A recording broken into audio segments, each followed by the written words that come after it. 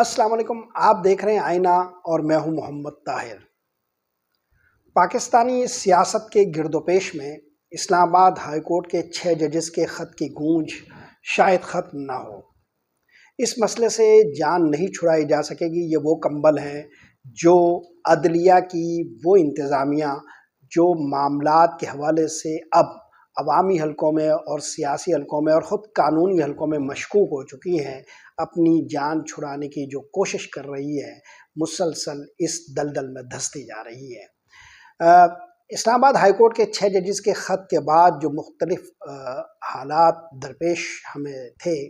उस पर मैं पहले गुफ्तगू कर चुका हूँ। अब इस पर अज़ खुद नोटिस के तहत सुप्रीम कोर्ट के चीफ जस्टिस ने 7 जजेस के साथ एक समाअत तो कर दी है, लेकिन इस समाअत के बाद और इस समाअत के दौरान जो इशारे मिले हैं, उससे अंदाज़ा होता है कि ये मामला कालीन के नीचे छुपाने की किसी भी कोशिश को नाकाम बना देगा। सबब इसका ये है कि चीफ जस्टिस साहब जो अब कानूनी हलकों में मुख्तलिफ एतराज़ात का हदफ बनते जा रहे हैं, और अगरचे ये हमारे लिए कोई मौजू सूरत हाल नहीं है और ये इंतहाई नामुनासिब हालात है कि मुल्क की सबसे बड़ी अदलिया के सबसे बड़े जज पर ख़ुद कानूनी हलकों में सवाल उठाए जा रहे हों, लेकिन चीफ जस्टिस काजी फ़ाइज़ ईसा साहब ने इस समाअत के दौरान ज़्यादा वक्त वज़ाहतों और मलामतों में गुजारा। ये एक अहम तरीन बात है कि इतने हसास तरीन मसले पर जब गुफ्तगू हो रही हो तो आप ज़्यादा वक्त सुप्रीम कोर्ट के हालात, वकला बिरादरी, सियासी जो रद्दअमल है और मुल्क के अंदर जो दरपेश हालात है, उस पर अपने तबसरों में गंवा दें। ये सिचुएशन और ये सूरत हाल अक्कासी करती है कि बाद के हालात में ये मसाइल किस तरह बढ़ सकते हैं, और आहिस्ता आहिस्ता जो कानूनी हलकों में गुफ्तगू हो रही है, चमगोयाँ हो रही हैं, ये किस तरह मुख्तलिफ़ तकरीरों में और मुख्तलिफ़ किस्म के तबसरों और तज्ज़ियों का मौजू बनने वाली है। ये अगर चीज़ें मौजू बन गई तो हम पाकिस्तान के सबसे बड़े और सबसे पुरवकार और सबसे काबिल एतबार और अवामी हलकों की आखिरी उम्मीद के हवाले से एक ऐसी फ़ज़ा देखेंगे जो बहरहाल खुशगवार नहीं कही जा सकेगी। अब इस समाअत के दौरान जो 3-4 बड़े इशारे हैं वो ये कि एक तो ख़ुद चीफ जस्टिस साहब ने फुल कोर्ट कायम करने का एक इंदिया दे दिया है। ये मामला इतना बड़ा है कि फुल कोर्ट कायम किए बग़ैर इसमें गुजारा मुमकिन ही नहीं है। दूसरी बात यह है कि चीफ जस्टिस साहब मुख्तलिफ़ वज़ाहतें तो करते रहे और मुख्तलिफ़ लोगों को मलामतें भी करते रहे, लेकिन जो बाकी जजेज़ हैं वो इस समाअत के दौरान ज़रा इस पूरी कैफ़ियत से ख़ुद को अलग थलग करके बैठे रहे। ये बात इसलिए अहम है कि चीफ जस्टिस साहब अब तक की जो समाअतों में जो भी मुख्तलिफ़ मुक़द्दमात में अदालत लगाते रहे हैं, उसमें जिन जूनियर जजेस के साथ बैठते रहे हैं, उसमें जो बाकी जजेस हैं उनका रवैया मुअद्दिब रहा है। लेकिन इस दफ़ा सूरत हाल कुछ मुख्तलिफ महसूस होती है। वो क्यों महसूस हो रही है इसका मैं अभी ज़िक्र करता हूँ, लेकिन जो बेसिक बात है वो चीफ जस्टिस साहब जो मुख्तलिफ़ वज़ाहतें और मलामतें करते हैं, उससे अब ये नज़र आ रहा है कि मुख्तलिफ़ वकला बहुत ज़्यादा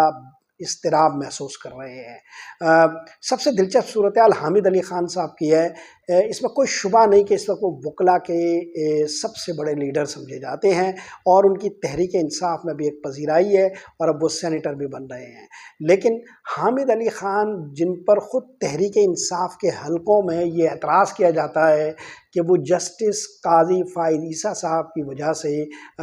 सुप्रीम कोर्ट पर वो बोझ नहीं लाद रहे या डाल रहे जो उन्हें अपनी पार्टी की तरफ से कहा जा रहा है मुख्तलिफ़ मुक़द्दमात के हवाले से। पाकिस्तान तहरीक इंसाफ के अंदरूनी हलकों से हामिद अली ख़ान साहब के हवाले से ये शोर उठ रहा है कि वो अब तक जो मुक़द्दमात सुप्रीम कोर्ट में अल्तवा में डाले गए हैं और जिसकी सुनवाई ही नहीं हो रही, जिस पर तारीख़ें ही नहीं लग रही, उसकी तादाद तक नहीं बताने दे रहे। यानी हामिद अली ख़ान साहब ऐसा कोई काम नहीं कर रहे जिससे चीफ जस्टिस काज़ी फ़ाइज़ ईसा पर कोई बोझ पड़े। इसका सबब उनकी माजी की दोस्ती कहा जा रहा है या कोई भी दूसरी वजह हो सकती है, हम इस पर तबसरा नहीं करना चाहते। लेकिन لیکن بہرحال حامد علی خان صاحب جو چیف جسٹس قاضی فائد عیسیٰ کے حوالے سے خود اپنی پارٹی کے اندر ہدف تنقید بن رہے ہیں، وہ انہیں بھی چیف جسٹس صاحب اپنی کورٹ میں گوارا نہیں کرتے، اور ان کے ساتھ بھی ان کا جو رویہ رہا آج وہ قانونی حلقوں میں اور صحافتی حلقوں میں بہت زیادہ زیر بحث آیا ہے۔ بہرحال یہ ایک عمومی معاملہ ہے، سپریم کورٹ کے چیف جسٹس کے سامنے وکلا کی یہ صورتحال ہم کھلی سماعتوں میں بار بار دیکھتے ہیں اور حیرت زدہ ہوتے ہیں کہ اتنی بڑی سطح پر اور اتنے بڑے اسٹیج پر اور اتنے بڑے معاملات میں لوگوں کے ساتھ لوگوں کا رویہ کس طرح کا ہوتا ہے، اور یہ رویہ اگر عدالتوں میں ہوتا ہے تو ایک عام آدمی کیا امید کر سکتا ہے کہ ہم ایک عمومی طور پر معاشرے کے اندر رواداری کا کوئی ماحول پیدا کر سکیں گے۔ بہرحال اس عمومی رویے کے جو مظاہر ہے، اس سے قطع نظر آج کی جو سماعت تھی اس میں ایک اہم ترین بات یہ تھی کہ چیف جسٹس صاحب جب ماضی میں گفتگو کرتے تھے تو ان کے جو ججز تھے، ابھی حالیہ دنوں میں بھی ہم نے مختلف سماعتوں میں دیکھا ہے، تو وہ خاموش ہو جاتے تھے، اور اکثر ایسا بھی ہوتا تھا کہ وہ سماعت کے دوران اپنے ساتھی ججز کے مختلف تبصروں کو باقاعدہ روک بھی دیا کرتے تھے، انہیں روک بھی دیتے تھے۔ لیکن آج یہ معاملہ ذرا مختلف نظر آیا۔ جسٹس اطہر من اللہ صاحب نے جب اس پر گفتگو کی اور جب اس کارروائی میں وہ اپنی آبزرویشن دے رہے تھے تو چیف جسٹس کی طرف سے کوئی دوسری بات کی جا رہی تھی تو انہوں نے اس کی پر کوئی توجہ ہی نہیں دی، اور انہوں نے جیسے ان کی بات سنی انسنی کر دی۔ جسٹس منصور علی شاہ جن کے بارے میں کہا جاتا ہے کہ وہ اگلے چیف جسٹس صاحب ہوں گے، اور حالیہ جو معاملات چل رہے ہیں ان میں جسٹس منصور علی شاہ صاحب کو بھی چیف جسٹس قاضی فائد عیسیٰ کے ساتھ ایک صفحے پر دیکھا جاتا تھا، وہ اپنے آپ کو اس سماعت میں الوف کرتے ہوئے نظر آئے، ان سے الگ کرتے ہوئے نظر آئے، اور دوسری بات جو ان کے اندر نظر آئی وہ کمیونٹی سینس تھی۔ ایک کمیونٹی تھریٹ جو اس وقت عدلیہ محسوس کر رہی ہے، اس تھریٹ کے احساس سے وہ بھی مغلوب نظر آئے۔ تو ہم جسٹس منصور علی شاہ صاحب کو بھی ایک کمیونٹی سینس کے ساتھ اس کارروائی میں شریک سمجھ رہے ہیں، اور جسٹس اطہر من اللہ تو ظاہر ہے جس طرح انہیں گفتگو کرنی چاہیے اور جو ان کا بیک گراؤنڈ ہے ماضی کا، اور جس طرح وہ وکلا تحریک میں سرگرم رہے ہیں، اور اسلام آباد ہائی کورٹ کے دوران بھی انہوں نے مختلف معاملات میں جس طرح دبنگ فیصلے دیے ہیں، اور اپنی دبنگ آبزرویشن کے حوالے سے وہ جیسے کہ معروف ہے، ویسے ہی وہ اس کارروائی میں بھی نظر آئے۔ میں یہاں پر آپ کو وہ بات تو نہیں تفصیل سے کہہ پاؤں گا جو اسلام آباد میں مختلف سرگوشیوں میں ہیں، اور چیف جسٹس نے جب اسلام آباد ہائی کورٹ کے ان 6 ججز نے خط لکھا تھا تو اس پر جو فل کورٹ اجلاس بلایا تھا اس میں جسٹس اطہر من اللہ صاحب نے وہاں جو موقف اختیار کیا تھا، اور اس کے جواب میں جو چیف جسٹس صاحب کی گفتگو ہوئی تھی اور ان دونوں کے درمیان جو مختلف قسم کے جملوں کا تبادلہ ہوا تھا، اس پر اسلام آباد میں جو سرگوشیاں ہیں وہ میں یہاں موضوع نہیں بنانا چاہتا، مگر جسٹس اطہر من اللہ صاحب اس کو ایک کمیونٹی مسئلہ سمجھ رہے ہیں، جیسا کہ وکلا سمجھ رہے ہیں اور جیسا کہ باقی عدلیہ سمجھ رہی ہے۔ خبر یہاں سے یہ بھی نکل رہی ہے کہ مختلف ہائی کورٹس کے اندر بھی جو ججز ہیں وہ بھی اس دباؤ کے حوالے سے اب بات کرنے کے لیے تیار بیٹھے ہیں، اور وہ موقع تلاش کر رہے ہیں کہ ان پر جو دباؤ رہتا ہے مختلف مقدمات کے حوالے سے، وہ اس دباؤ کو کیسے اس سے نجات پائیں اور اس کا ذکر کس طرح کریں۔ اگر آپ اسلام آباد ہائی کورٹ کے 6 ججز کے خط کا ایک جوہری مطالعہ کریں تو اس میں بھی اسی طرف اشارہ تھا کہ ایک جوڈیشل کنونشن بلایا جائے جس میں تمام ہائی کورٹ کے ججز کو بلایا جائے اور ان کی رائے لی جائے، اور معلوم کیا جائے کہ کیا وہ بھی ایسا کوئی دباؤ محسوس کر رہے ہیں یا نہیں۔ اطلاعات یہ ہے کہ لاہور ہائی کورٹ کے ججز اور سندھ ہائی کورٹ کے ججز بھی اس صورتحال کا سامنا کر رہے ہیں، اور یہ جو صورتحال ہے یہ مختلف لوگوں کے درمیان سرگوشیوں میں آ گئی ہے، اور مختلف ججز کے نام بھی اس وقت زیر گردش ہے۔ تو اگر از خود نوٹس کی کیس کی یہ سماعتیں بڑھی اور اس پر اگر ایک کھلی بحث شروع ہو گئی تو یہ قرین از قیاس ہے، اور یہ اندازہ کیا جا رہا ہے کہ یہ معاملہ صرف اسلام آباد ہائی کورٹ کے 6 ججز کے خط کی طرف محدود نہیں رہے گا، اور یہ معاملہ پھیلتا چلا جائے گا، اور اس میں کئی حقائق سامنے آنے کی ایک امید پیدا ہوئی ہے۔ تمام قانونی حلقوں میں جس طرح یہ بات کہی جا رہی ہے وہ آج سپریم کورٹ کی اس سماعت میں بھی جھلک رہی تھی، یعنی یہ کہ اسلام آباد ہائی کورٹ کے 6 ججز کا یہ مسئلہ نہیں ہے، یہ مسئلہ اصل میں کمیونٹی کا ہے، یہ مسئلہ اصل میں عدلیہ کا ہے، اور یہ مسئلہ عدلیہ کو ہر سطح پر درپیش ہے کہ انہیں آزادانہ فیصلے نہیں کیے جاتے، انہیں مختلف طرح سے دباؤ میں لیا جاتا ہے،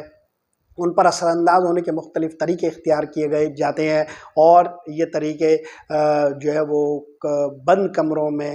کیمرے کی آنکھ سے لے کر مختلف دھمکیوں تک جا پہنچتے ہیں۔ تو بہرحال یہ ایک جو کمیونٹی سینس پیدا ہوئی ہے، یہ جو جوڈیشری کا مسئلہ سمجھا جا رہا ہے، یہ بحث اور یہ معاملہ اب طول پکڑتا نظر آ رہا ہے۔ اگرچہ چیف جسٹس صاحب نے اس کی جو سماعت ہے وہ اگلے ماہ غالباً 29 تاریخ تک ملتوی کر دی ہے، اور 29 تاریخ بیچ میں عید کی چھٹیاں بھی ہے، لیکن یہ تاریخ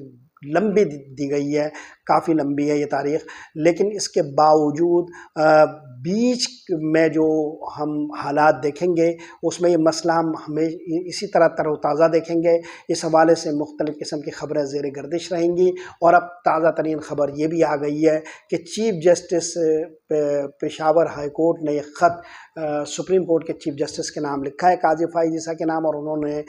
اس بات پر شکوہ کیا ہے کہ سینیورٹی کی بنیاد پر ان کا نام سپریم کورٹ کے ججز کے لیے زیر غور آنا چاہیے تھا، مگر انہیں نظر انداز کیا جا رہا ہے، اور چیف جسٹس قاضی فائز عیسیٰ کو ان کی اپنے ہی 2022 کے ایک خط کی طرف متوجہ کرتے ہوئے کہا گیا ہے کہ آپ جو ہے وہ جس طرح اعتراض اٹھایا کرتے تھے اسی طرح کے اعتراض کے مستحق آپ بن رہے ہیں، اور یہ بھی کہا گیا ہے، یعنی یہ بہت سیریس قسم کی بات ہے، مگر اس خط میں یہ لکھی گئی ہے کہ آپ نے صرف اپنے صوبے یعنی بلوچستان سے جج کا انتخاب کیا اور ہمیں نظر انداز کیا ہے۔ تو یہ جو مسائل ہیں جو سپریم کورٹ کے ارد گرد گھوم رہے ہیں، اور یہ جو مسائل ہے جس میں جوڈیشری کی یہ اعلیٰ ترین انتظامیہ اس وقت مختلف سوالات کے گرداب میں ہیں، اور ان مسائل کے حوالے سے مختلف قسم کی سرگوشیوں میں ہے، یہ فضا پھیلتی جا رہی ہے، اور اس کا تعفن بھی اب پورے ملک کو اپنی لپیٹ میں لے رہا ہے۔ اندازہ یہ کیا جا رہا ہے کہ یہ موضوعات اب زیادہ زیر بحث آئیں گے، اور اس میں جو ایک تقدس کا عنصر ہے، یا اس میں جو ایک احترام کا ایک اہم ترین عامل ہوتا ہے، وہ بیچ سے ہٹتا جا رہا ہے یا سرکتا جا رہا ہے۔ اگرچہ ابتدائی طور پر سپریم کورٹ نے کوشش کی تھی، اور انہوں نے مختلف ویلاگرز کو جو مختلف سلوک ان کے ساتھ ہوئے ہیں، اس کو بالواسطہ طور پر ایک پیغام بھی باور کرایا جا رہا ہے مختلف حلقوں کے حوالے سے اور خود سپریم کورٹ کے حوالے سے، لیکن اس دباؤ نے بھی اب کام کرنا چھوڑ دیا ہے، اور اندازہ یہ کیا جا رہا ہے کہ یہ ساری صورتحال اگلے دنوں میں انتہائی خطرناک مورچوں پر متصادم حالت میں ہمیں ملے گی۔ خدشہ ظاہر کیا جا رہا ہے کہ احترام کی یہ فضا تحلیل ہو جائے گی۔ ہمارا یہ خیال ہے کہ اداروں کو پھلنا پھولنا چاہیے، اداروں کی تقدیس رہنی چاہیے برقرار، ادارے اہم ہوتے ہیں، ریاست ان اداروں کے ذریعے اپنی چھپ دکھاتی ہے، لیکن زیادہ خطرناک سوال یہ ہے کہ یہ جو ادارے ہیں یہ عوامی سطح پر کیوں مسترد ہو رہے ہیں، اور عوامی سطح پر کیوں سوالات کے نرغے میں ہیں؟ ایسا کیا کر رہے ہیں یہ ادارے کہ آخر عوامی سطح پر اتنی بڑی نفرت یہ سمیٹ رہے ہیں؟ تمام اداروں کو اس پر غور کرنے کی ضرورت ہے۔ آج کے لیے یہی کچھ۔ محمد طاہر کو اجازت دیجیے، اللہ نگہبان۔